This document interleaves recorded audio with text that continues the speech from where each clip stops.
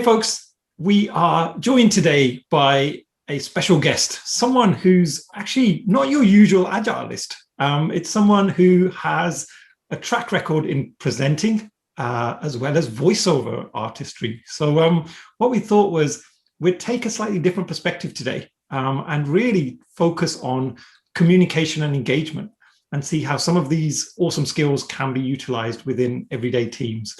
As ever, I'm joined by my awesome co-host, Barney. Hey, Barney. Hey, everyone. Awesome. And our special guest is Joe Pickard. Hey, Joe, how you doing? Oh, Paddy, Barney, it's so great to be on the podcast. And thank you, everybody, for listening, for watching, however you're doing this. It's really fantastic. And I actually really like the fact that I'm really different to the usual guests that you have on this podcast. That's my thing. I'm good with being different. Oh, that's great. And that is not a virtual background, I'm assuming, behind you. That's a proper soundproofed wall. Absolutely. Yeah. My husband came, basically, I went away with work. And before I went away with work, he asked me what I needed to be able to do my job from home. And I told him, and I got back from work like 3 weeks later, and I had a voiceover studio built in our shed. Wow. Yeah, he's a keeper. For sure. I wish my wife would make me something like that. I better not get into trouble. So, Joe, it'd be great if you could tell us a little bit about your background and also your kind of journey into presenting and to where you are now. Yeah, sure. I've always wanted to be an actress from when I was 5. I told my mum that I wasn't going to be an actress. I already was one. So I'd made the decision in my head, and that's never really changed. And I trained and went to university, and I actually trained. I came out of university and was an actress, working, in theatre, TV, and I loved it. But I didn't really feel like I fitted in. And when I got the opportunity to one day when I was on a completely different job to stand in and be a presenter, I don't know whether you guys remember Pop Idol, but they did a tour around the UK for Pop Idol, and thousands of people queued to come and sing their song and show their talent. And the presenter actually didn't turn up, was ill, dropped out, can't remember what. And I ended up standing in. And from that moment on, I decided that was actually my love and my passion. And I just changed my career. I lied, made it up, pretended that I knew what I was doing. And then all of a sudden, it really skyrocketed. And I've been presenting professionally for 15 years, all over the world, and I absolutely love it. But 4 years ago, when I met my husband, I decided that actually I didn't want to travel so much anymore, and I wanted to be at home. Kind of great, before the pandemic to make this decision. So as you can see, I'm in my voiceover studio now, and I do predominantly voiceovers, which was a huge benefit when the pandemic struck. And it really means I've gone full circle back to my acting career, because now in my booth, every single day, I'm all these different characters in games, animations, television shows, and I just love it. I still present, but I really, really do a lot of voiceovers. Oh, wow. Amazing. And Joe, would you say having a playful upbringing helps with that sort of career, or what are some of the things that have helped you kind of get into character? I believe that I've never grown up. I'm more like Peter Pan than you could possibly imagine, and I don't intend to change that. I can feel as though I'm grown up business-wise and life-wise, but playing-wise, I'll never ever leave and never stop playing. And I feel that that is the one key thing that helps in every element of my creative life. And anybody thinking that they want to be more creative, whatever industry they're in, to be able to work on allowing yourself to play is the best thing that you can do, because it opens up different parts of your mind. It allows your imagination to get stronger and bigger. And then your ideas creatively, whether that is in business or creating characters or whatever it is that you're doing, they get bigger and they get better and they get more refined, and it's easier to do the more that you do it. It's almost like a muscle. The more that you train it, the easier that it is. Got it. Got it. I guess, Barney, do you have any favorite characters of on cartoons or animations that you can call? Definitely. I mean, I remember loving the Flintstones and the Jetsons and Popoy. I think Popoy was the hardest voice I ever kind of imagined, because I think he's like the sailor and he's got this really thick accent where he's trying to talk and and I used to be like, oh my God, I wonder who is behind that voice, because I think it takes a great deal of not just your imagination, but some core strengths and really fitting that character when you talk about voiceover. So Joe, tell us, you've been playing so many characters all this while for 15 years. How do you keep your individualism? Oh, that's a really good question. I feel really passionate about individualism and being authentic. Especially in my industry as a presenter, it's been really important to be an individual, because otherwise you just end up being like everybody else. I mean, the best example that I can give you is I got a job presenting for the Volvo Ocean Race. Now, if you don't know what the Volvo Ocean Race is, it's a sailing race around the world, and it stops at 11 different ports. And these sailors are the best in the world. They are absolutely hardcore. I'd never even been on a boat in my entire life. Wow. And I had to talk to these sailors that had lived, eaten, breathed it for their entire existence. And their passion was to complete this grueling race, which really, really was the peak of their careers. And then there's me on the dock welcoming them in, not really understanding what they felt was I needed to understand to be there. Now, for the first few months, that was one of the hardest jobs of my entire career, because I didn't feel like I fitted in, and I didn't feel like I should be there, because nobody else thought that I should be there, apart from the core team that hired me. And what I did was I stuck to me. I stuck to my guns, who I am, and I worked hard to learn and make sure that I had everything that I needed to be able to feel like I was prepared every single time I went out onto the dock, to a press conference, on TV. And I just was myself, because everybody else is taken, right? And it doesn't matter if you feel like you don't fit in. You absolutely do. Whoever you are, whatever your industry you're in, you fit in, and you can give absolute great content to whatever industry it is that you're in, and I did. I gave a certain personality to the race that the race had never had, and it got viewers from all over the world that came back for the sailors, but also because they were entertained, which actually within that industry they never were before. So I feel like it's a really something that you should engage with. You should understand who you are, and you should be really, really firm in keeping that individualism. Oh, that's interesting stuff. Yeah, absolutely. I think individualism is something that stays with you for till the time you die. And I think that's so important to retain, because I think all of us are influenced by so many things around us, in our environment, from our friends. And I think all of that is a part of the journey and shapes you up. So I think the characters you've been playing would have also shaped you up in some way. So maybe, do you have something to share about that? About the characters? Oh gosh. Well, I feel that when every character that you create is a part of you, right? Because it's you that's making it happen. So you use different parts of your voice, you use different parts of your face, you use a totally different tone potentially. I can sound totally different, but still have an essence of myself. And that's where you draw from. You draw from these parts of your experience, your emotions, all of these journeys that you've been on in your life. And also, I have a book here in the studio where I write down. So, for instance, you guys are great characters, and I love that. So I think to myself, when I meet people, I go, Okay. I'm going to write down a little bit about Banny and her huge, gorgeous lilies that she has next to her and her beautiful smiley face and, like all these different characterizations. And I'll write them down and then actually be able to go back and use them for different characters.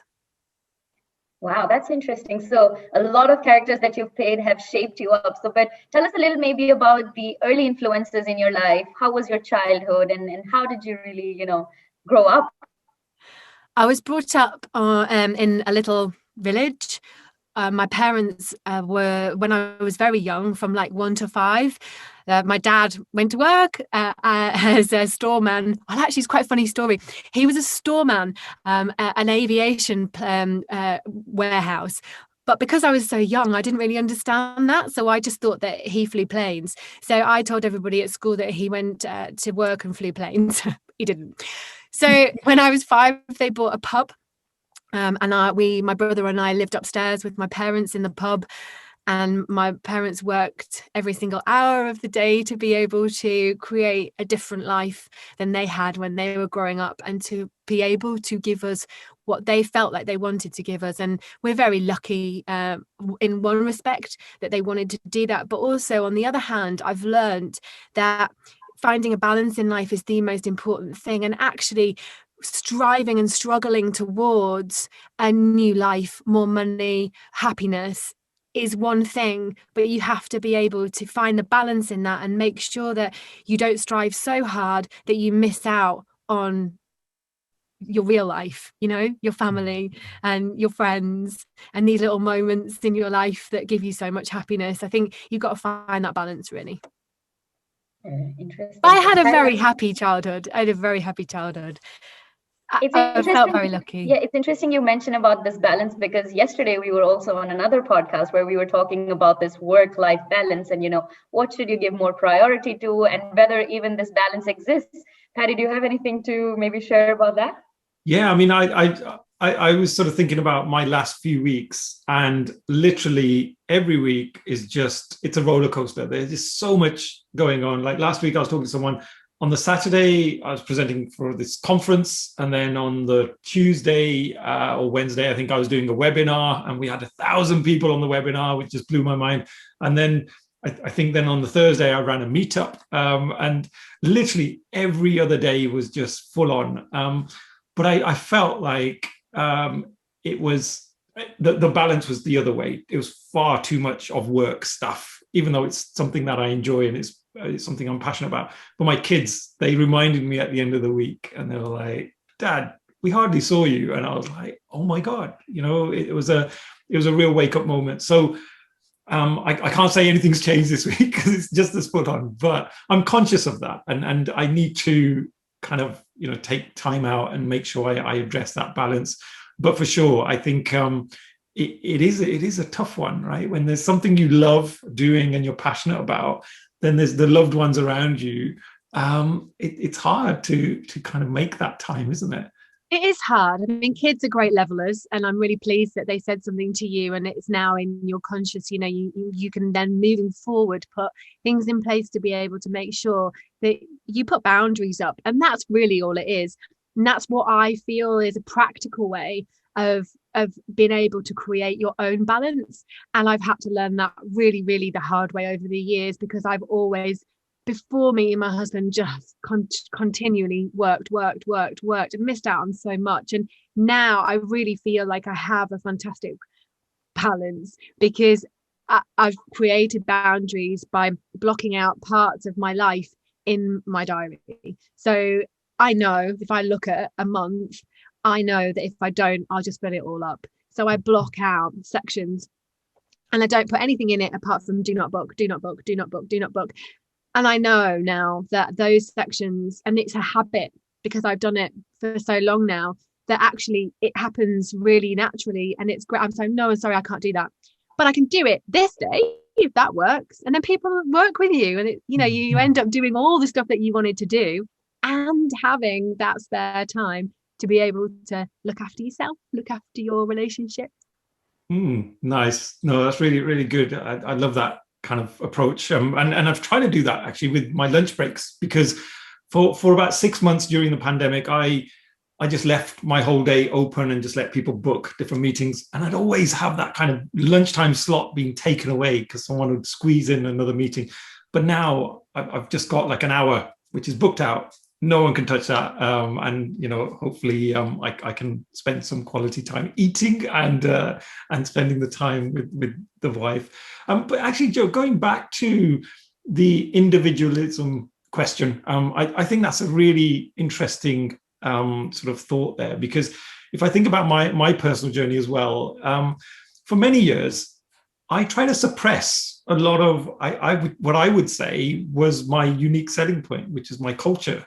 And Barney and I, we're from the northwest of India originally. Our parents are sort of from that part of the world, from the Punjab, and there's so much goodness there, and I feel really privileged to have that side of my culture, and then also the great things that we have up as part of the British culture.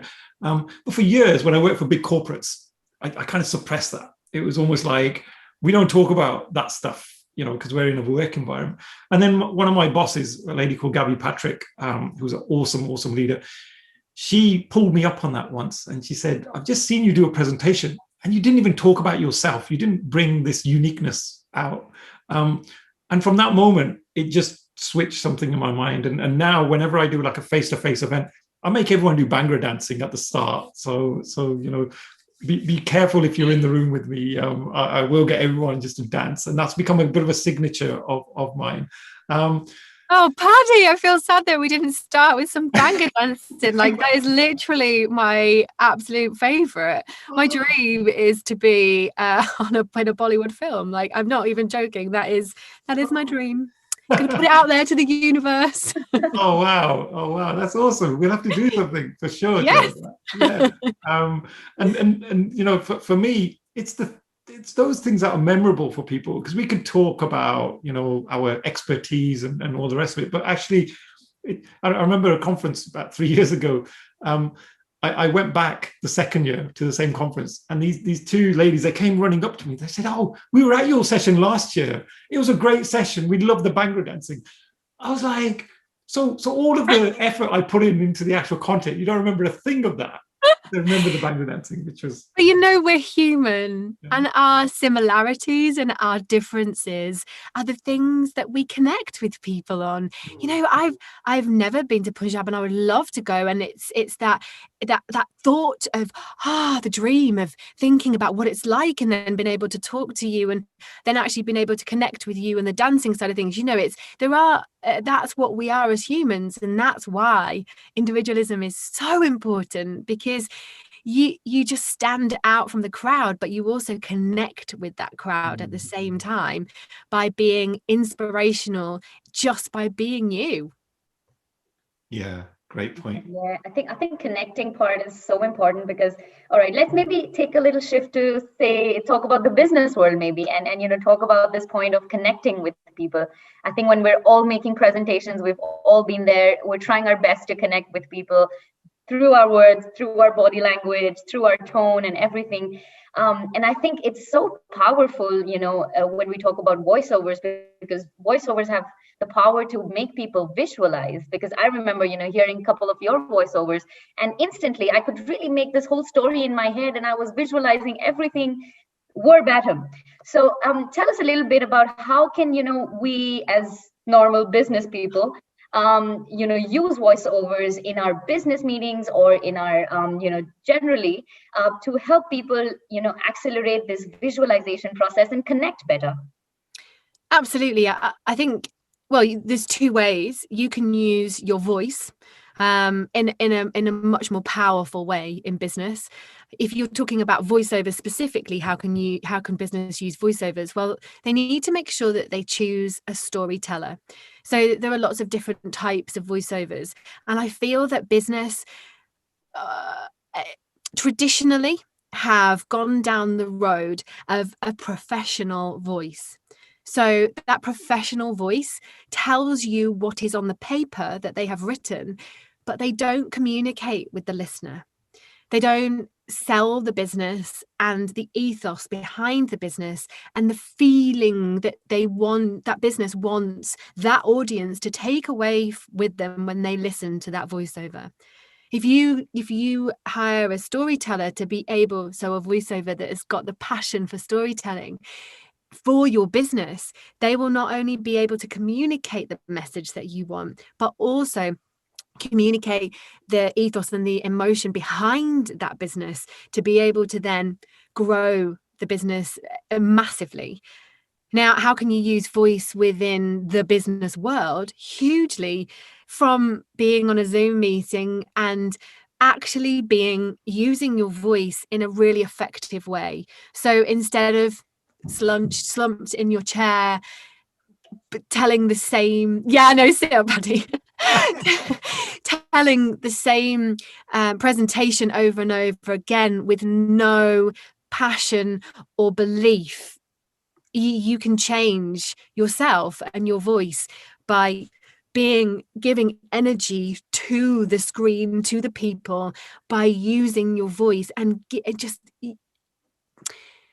it's about the tone that you use, the rhythm that you use. It's about believing in what you say. And I feel that so many people would benefit from just going through their scripts, their presentations, whatever it is that they're doing beforehand, and not being so regimented, and actually like just making smaller notes and then just talking more candidly about stuff.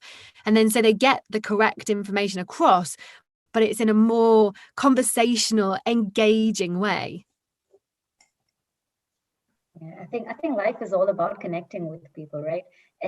If it's sales, yeah, you can make or break a deal if you've connected with your client, or in personal relationships, it's really about connecting with people. So I feel also with, this new world of working where we're always behind the screen, and we're having our meetings, our family gatherings all behind the screen. I think that is where really, voice really plays an important part, because yeah, you can see, you can feel, but it's really, the messages that you're communicating with that energy, with that intent. And so how do we really, look at bringing that intent into your voice? How do you bring that intent? Does that make sense to you? Yeah, of course. Intent is everything. So for me, it's all about the energy. All about the energy. So if you can't see me and you're just listening to this, you can tell that I am energized and that I am passionate about this whole subject matter. Okay. So if you are about to go into a presentation, for instance, stand in your room, go to the toilet, stand in your kitchen, wherever you are. If you're working from home, maybe in the toilet if you're at work, because they might think you're a bit crazy. But you can channel that energy by, say, for instance, I power pose a lot. Power posing to me is something that is really brilliant for very quickly engaging your body and your mind together and creating that energy that is needed to be able to give whatever presentation you're giving.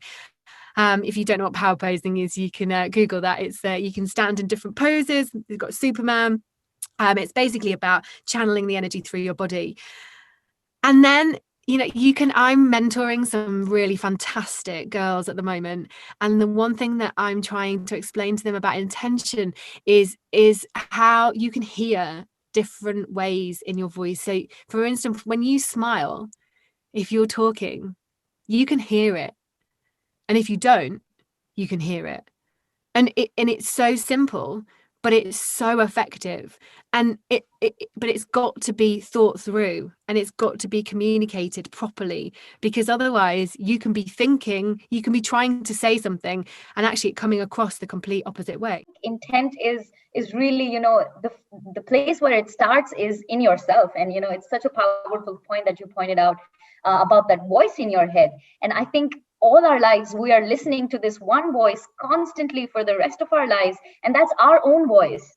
And so can you tell us a little bit about, really honing that voice and kind of mastering that voice to work for your advantage? Oh, Bunny, you are speaking my language, seriously.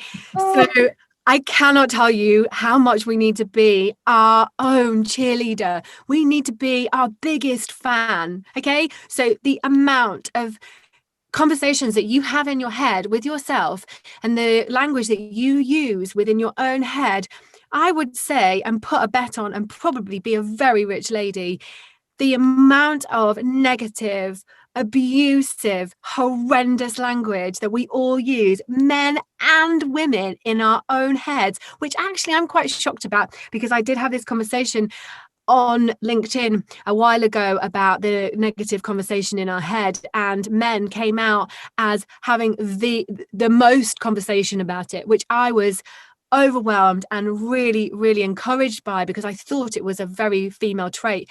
But actually it's across the board.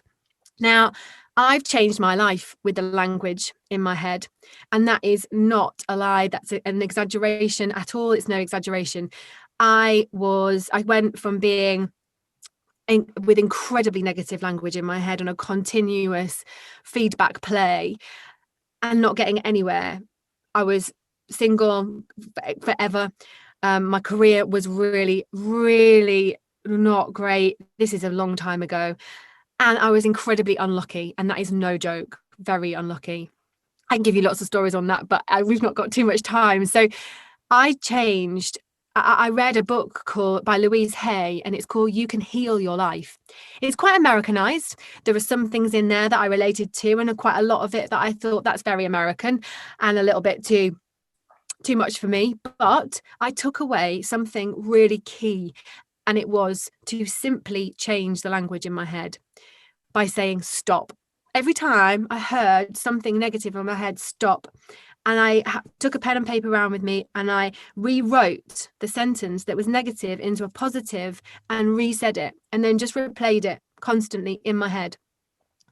I am the luckiest person ever. I am now in a relationship with my husband, who is my life partner, who I adore, love. My career is fantastic, but I am telling you now, it is a combination of hard work, but the majority of it is the conversation in your head.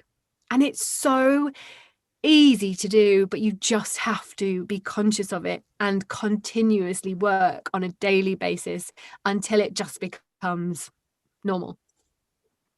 Great deal of effort that goes into it, I'm sure. There is, yeah, but it's the gain is huge. So why wouldn't you do that? I mean, you guys were nodding when I said about the negative language, right? We all do it. Do you know what, Jo? Really resonates with me as well, because I remember, again, having worked for a really positive person. So I remember I mentioned Gabby earlier, who's this awesome boss I had. She was such a positive person, and she was Texan. So she was very Americanized, but she was just awesome. And I remember sort of sometimes looking in the mirror in the morning, and this is just silly, but this is the conversation in my head. I was going, you're a goddamn superstar, and don't let the world tell you any different, because you know what? Yes. If you don't believe it, no one's going to believe it. It was like that kind of mentality, and I think Gabby kind of instilled that into me. But it is that, right? Because if we're negative about ourselves, then how can we expect other people to be positive, right? Because if we're going to sort of have that expression and the body language is also equally negative, then can't expect other people to sort of go, hey, you're doing amazing today. And you'll be like, oh yeah, thanks for that. So I think, being kind of a little bit, uplifted and having that positive attitude, not obviously faking it to the extent that it's unnatural, but I absolutely agree. I think you do fake it until you make it, though. You do fake it because you don't believe it for the first year. Right. And I know what you mean. You don't over egg it so it becomes it doesn't become genuine. And I understand that, but you do have to fake it within your own head because you don't believe it. For instance, the majority of people, which breaks my heart, don't love themselves. And that this is the key thing, that you have to try and love yourself, because it's the same. How can anybody love you, work with you, want to be around you, give you jobs, want to socialize with you, if you don't actually like yourself? But that's the one hard thing to be able to do if you don't. And that's the thing that you have to fake it till you make it, until you can change the language and be able to then all of a sudden one day you're like, then you're a superstar. A Bollywood superstar. Yes. So I was going to sort of move on to having a bit of fun. So we mentioned these sort of character voices that you sort of do. So prior to the podcast, literally 2 minutes before we started recording, we gave you sight of a passage that we created. And what we'd like you to do, Joe, is just have a bit of fun with it. So if you were doing the voiceover for this super product, which is a fictitious product, by the way, just want to make that clear. It's not available in your local shop. How would you go about doing the voice? So I put the passage in the chat. So I'll just give you a moment, Joe, just to get in character and get your thoughts together. Okay, try my best. Okay. You lie awake at night worrying about the latest project? Have you had issues meeting customer expectations or delivering at tight timelines? Then this is your lucky day! Introducing the new Agile Miracle Pill, guaranteed to fix all broken projects, pet leaders, and toxic working environments. Order your daily dosage now and get free pack of sticky notes from all good Agile training outlets. Disclaimer, always read the label and do not exceed the daily dosage. Oh, wow. I'm going to give you... A bit dodgy at the beginning, but anyway. That was amazing. Oh my God. Oh, I wish I could go and get that pill. We definitely need one of You those. totally have it. Totally need the Agile pill. You sold it to me, Joe. I just feel like I need to buy one now. I feel like I need a second take. No, that was amazing. So I was just saying that now we're having fun. I would love to continue the momentum with you, Joe. And so if you are ready, we would love to have a rapid fire round with you. And the thing that's different in this rapid fire round with you, because obviously you are a voiceover star, is that every time we ask you a question, it could be any character that you answer the question in. So feel free to be Joe herself, or you could be any character that you've played. But every time we ask you a question, give us a different character. Okay. So here we go. 3, 2, 1. Here's your first question. What's the most difficult thing to do in voiceovers? Oh, Barney, it's when you have to really work hard on your voice, but you must look after it, okay? Wow, thank you for that advice. One advice for regular business teams to connect better with people. Well, I think what they should do is make sure that you're not shy or nervous in any way, because it'll come across when you're talking. Okay, thanks so much. Love that, thank you. And your last and final question. What's the funniest or the worst character you've ever played? Ooh. I think the best character that I've ever played is myself, actually. And I feel like that's a really nice way of ending this chat, because I think that that's the best character that we can all play in our life. And it goes back to individualism, and it goes back to internal comms, and it goes back to everything that we've been talking about. Tell your own story and be yourself. Awesome. Love that. I think the individualism piece is the most important. I think all of us are striving to be individuals in this crazy world that we're a part of. And I think that's what's everyone's USP. And I think we're so far off from really realizing our individual USPs before we can even talk about it. I think there's a great deal of work that needs to go into kind of consolidating what your individualism is. Absolutely. And Monster says thanks so much. Wow, you really took me back with that. I did not see that coming. I want to create an animation now, Joe. I just want you to do all the characters for me, because it would be so cool. Didn't we plan to do some doodling as a part of this? Oh, I can't remember. Would you like to do some doodling? Would we? For sure. Maybe we could do one of the characters Joe just played. Oh I mean, I God. can't draw, but let's do it. Oh, wow. I'm sure you'll Patty be can fine. make anyone draw. Trust me, Patty can make anyone draw. Okay. Oh, right.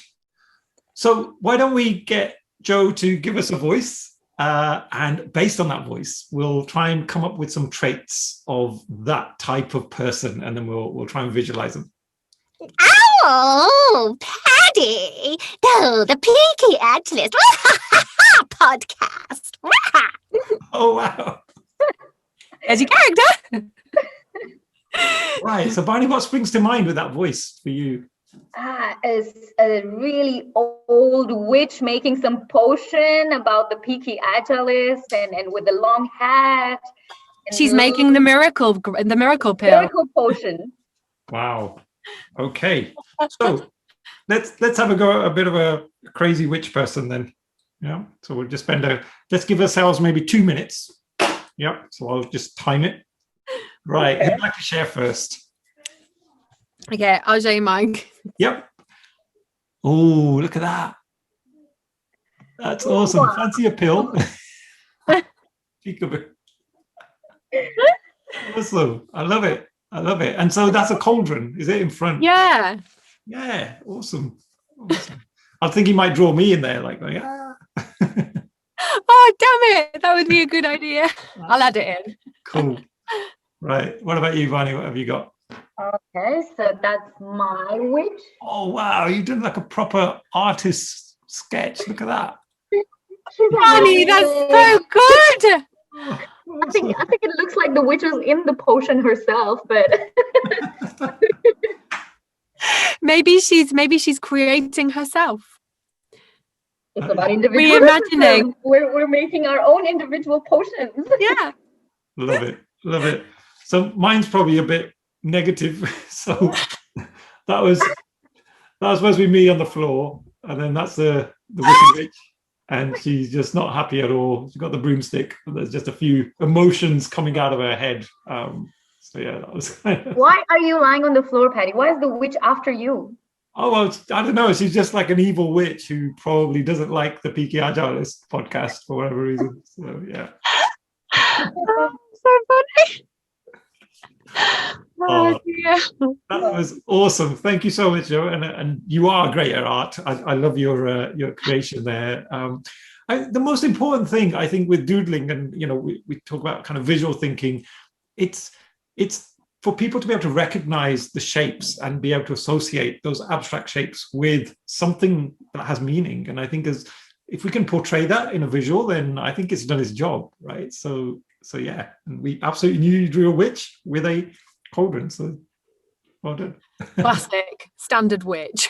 I love the way we were able to kind of think of a character, and Joe, you demonstrated that for us, and then we kind of visualized it in our heads and then on paper. I love the way we connected the dots, and I wish we could do that more often in our professional and personal lives.